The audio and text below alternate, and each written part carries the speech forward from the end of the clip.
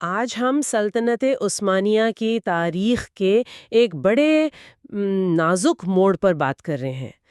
1402 جنگ انقرہ، جب تیمور نے سلطان بایزید اول کو شکست دی، اور پھر وہ 11 سالہ خانہ جنگی جسے آٹمن انٹر ریگنم کہتے ہیں۔ جی بالکل۔ ہمارے پاس جو معلومات ہیں وہ history with Sohail YouTube channel کے ایک ٹرانسکرپٹ سے ہیں۔ جی تو آج سمجھنے کی کوشش کریں گے کہ اتنی بڑی سلطنت کیسے بکھرنے لگی اور پھر بایزید کے بیٹوں کی لڑائیوں کے بعد کیسے جڑی۔ جی، اور یہ صرف شکست نہیں تھی۔ تیمور نے ایک اور کام کیا۔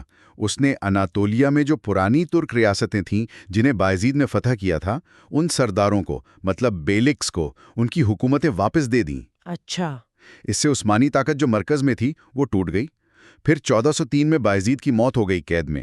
اس کے بعد اس کے بیٹے سلیمان، عیسیٰ، محمد اور موسیٰ، یہ سب تخت کے لیے سامنے آ گئے۔ تو 4 دعوے دار۔ ہاں، عملی طور پر سلطنت 4 حصوں میں بٹ گئی تھی، اور یہیں سے پھر وہ 11 سالہ خانہ جنگی شروع ہوئی۔ تو سب سے پہلے کس نے قدم بڑھایا؟ ذرائع بتاتے ہیں کہ سلیمان چلبی نے پہل کی، ہے نا؟ جی، سلیمان نے یورپ والے حصے میں جسے رومیلیا کہتے ہیں، ادرنا میں مطلب ایدرنے میں خود کو سلطان بنا لیا۔ لیکن اس کے لیے اس نے کافی رعایتیں دیں بائزانتینیوں کو اور دوسروں کو۔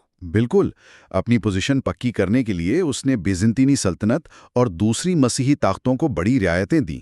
کچھ علاقے بھی شاید واپس کیے۔ اچھا، خاصا علاقہ دیا۔ ہاں، مقصد یہ تھا کہ یورپ کی طرف سے پشت محفوظ ہو جائے تاکہ وہ اناتولیا پر یعنی ایشیا والے حصے پر دھیان دے سکے۔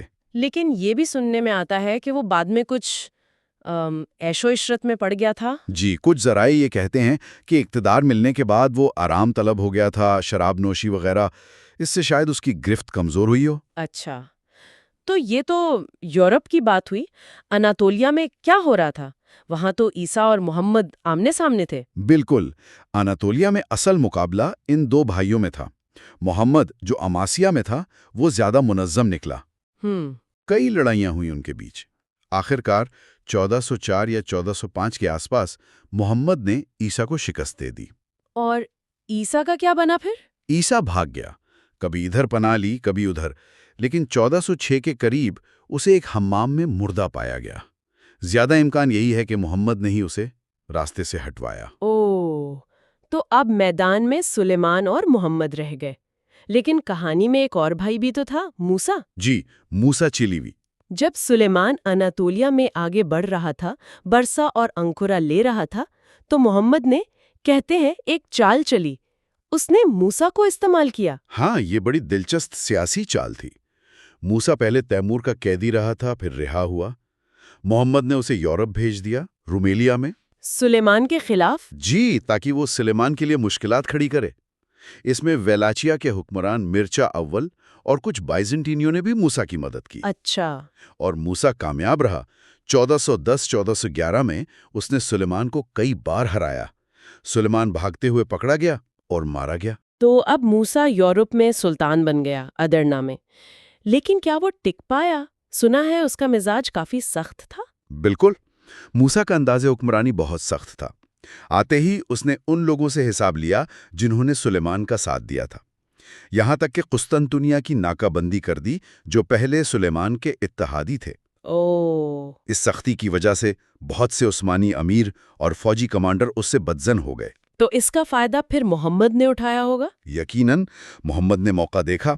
اس نے فوراً بائزنطینی شہنشاہ مینوئل دوم سے رابطہ کیا۔ وہ تو پہلے ہی موسیٰ کی ناکہ بندی سے تنگ تھے۔ تو انہوں نے محمد کا ساتھ دیا؟ جی، مینوئل نے محمد کو بوسفورس پار کرنے کے لیے بحری جہاز فراہم کیے۔ یہ مدد بہت اہم تھی۔ اور پھر فیصلہ کن جنگ؟ 1413 میں محمد اپنی فوج لے کر بائزنطینی جہازوں پر یورپ پہنچا۔ بلغاریہ میں صوفیہ کے قریب چمورلی نامی جگہ پر جنگ ہوئی۔ اور نتیجہ؟ محمد جیت گیا، موسیٰ کی فوج ہار گئی۔ موسیٰ بھاگا لیکن پکڑا گیا اور اس کا بھی گلا گھونٹ دیا گیا۔ تو خیکا 11 سال بعد محمد اول واحد سلطان بن گیا۔ جی، محمد چلیبی، اسی لیے اسے بعض اوقات سلطنت کا دوسرا بانی بھی کہا جاتا ہے۔ اچھا، یہ واقعی ایک تباہی کے دہانے سے واپسی تھی۔ بالکل، خلاصہ یہی ہے کہ جنگ انقرہ کی تباہی بہت بڑی تھی۔ سلطنت بکھر گئی تھی۔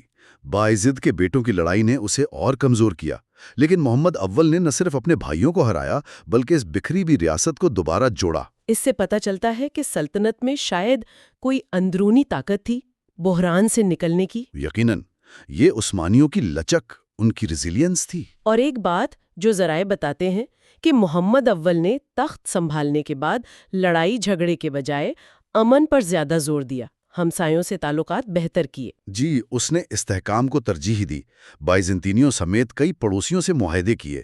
شاید وہ 11 سال کی خانہ جنگی کا سبق تھا کہ سلطنت کی بقا اندرونی اتحاد اور بیرونی محاذ آرائی سے بچنے میں ہے۔ یہ دور صرف جانشینی کی جنگ نہیں تھی، اس نے آنے والے وقت کے لیے سلطنت کی انتظامی اور فوجی بنیادوں پر بھی گہرے اثرات چھوڑے ہوں گے۔ بالکل، اور یہ سوچنے کی بات ہے کہ اگر نتیجہ کچھ اور ہوتا، مثلاً اگر موسیٰ جیت جاتا جس کی پالیسیاں زیادہ جارحانہ تھیں، ہاں، تو شاید سلطنت عثمانیہ کی اور پھر یورپ کی تاریخ بالکل مختلف ہوتی۔ واقعی یہ ایک اہم نقطہ ہے۔